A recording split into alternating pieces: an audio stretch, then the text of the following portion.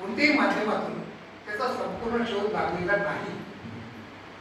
मनुष्य जसा जन्माला आला त्याला ज्ञान मिळालं, बुद्धी मिळाली, त्यांनी सगळं काही अवगत केलं, परंतु विज्ञानाने जे सांगितलं आहे, तो जे सिद्ध केलं आहे, त्यापेक्षा पलीकडच्या अनेक गोष्टी ज्याचे अव्यक्त आहे, अज्ञात आहे आणि त्याचा शोध अजून लागायचा आहे. मला आनंद या गोष्टीचा आहे की हा एक दृष्टिकोन त्यापैकी एक आहे. हे जे मूल्य आहे महत्वाचं, की सेवा करा, कार्यरत राहा, कार्य प्रामाणिकपणे करा आणि ते कृष्णाला समर्पण करा. समर्पणाच्या भावनेतून केलेलं कार्य हे परमेश्वराला प्राप्त होतच होतं, परंतु ते स्वतःसाठी, समाजासाठी आणि इतर सर्वांसाठी सुखाचं समाधानाचं असतं. शेवटी मनुष्य जन्माला येतो की त्याच्याजवळ इच्छित कोणचं असतं, तुमच्या ध्यानी तो केलीच होतो. प्रत्येकाला सुख, समाधान, शांती त्याच्यात आपण मध्यमवर्गीय किंवा जे भारतीय लोक आहोत तसे आपण फार अल्पसंख्याक आहे. आपलं फक्त स्वतःचं घर, स्वतःची गाडी, स्वतःचं कुटुंब, बऱ्यापैकी पगार, त्या माफक आपल्याकडे गोष्टी आहेत. परंतु त्याच्या अनुभवातून तिने हे सांगितलेलं आहे की हे तर मिळतच मिळतं, परंतु यापेक्षा अनेक गोष्टी जर आपण बुद्धिपुरस्कार केल्या, समर्पित भावनेने केल्या, त्यांनी सांगितलेल्या पुस्तकात जे रहस्यमय असे मार्गदर्शक सूचना आहेत त्यांच्या, हे पुस्तकाचं वैशिष्ट्य मी तुम्हाला सांगतो की अतिशय सुंदर पुस्तक, अतिशय सूत्र रूपाने आणि मार्गदर्शक म्हणून लिहिलेलं आहे. हा मोठा ग्रंथ नाही आहे, याचा प्रचार कसा व्हायला फारसा वेळ लागणार नाही, सगळ्यांना आवडणारं पुस्तक आहे. त्याची वैशिष्ट्यही अनेक आहेत. या पुस्तकामध्ये केवळ 18 अध्याय नाही तर पण त्याच्याकडे दृष्टी दिली आहे प्रत्येकाला की जे 3 गोष्टी त्यांनी प्रामुख्याने सांगितलेल्या आहेत राजयुगामध्ये, या राजयुगाच्या माध्यमातून स्तरावरचे, सर्व वयाचे, सर्व धर्माचे, स्त्री असो पुरुष असो, हे सर्व सुखी होती. फक्त तिची कास आपण धरली पाहिजे, त्या मार्गाने आपण गेलं पाहिजे. त्यांचा तो सतत अनुभव आहे.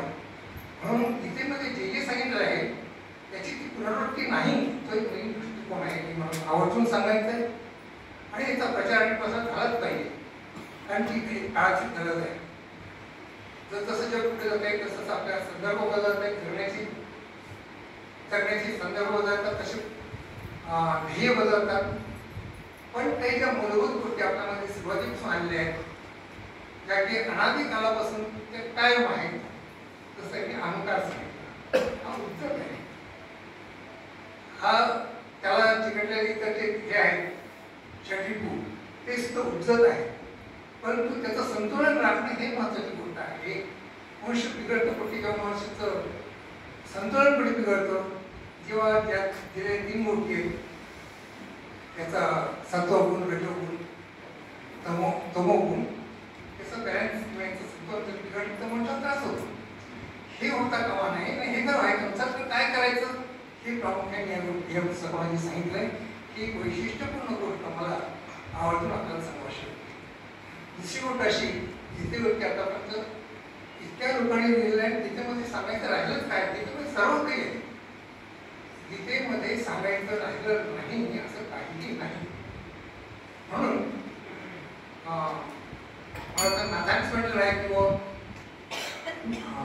ज्ञानेश्वराला पाठी जोडी रूढी केलेलं मराठी, त्याने अमृताची काठी ज्ञान ताण नरोटी ठेवली. ही नरोटी ठेवली नाही, हा एक दृष्टिकोन दिलेला आहे. त्यांनी तो काही प्रमाद केलेला नाही की त्याच्यावरती भाष्य केलेलं नाही किंवा ज्ञानेश्वराची पाठी ते वेगळं काही सांगितलं असं नाही. म्हणून जे सांगितलं ते अतिशय मौल्यवान आहे, मूल्यांची जोपासना आहे, विधायक आणि रचनात्मक कार्यासाठी प्रेरणा आहे. आणि म्हणून हे पुस्तक आवर्जून वाचलंच पाहिजे. मला हवं जे होतं त्याच्याकडे की त्यांचे स्वतःचे अनुभव तर विस्तारांचे सांगितले असतील, मला या गोष्टीचा अनुभव आहे. माझी ही अनुभूती सर्वांना सांगण्यासाठी आहे.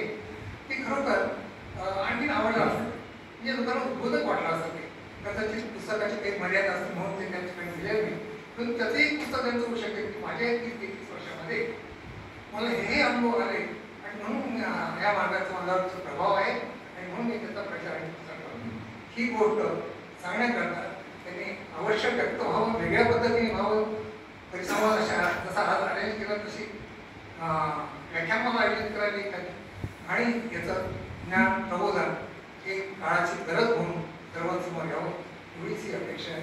पुढे बोलून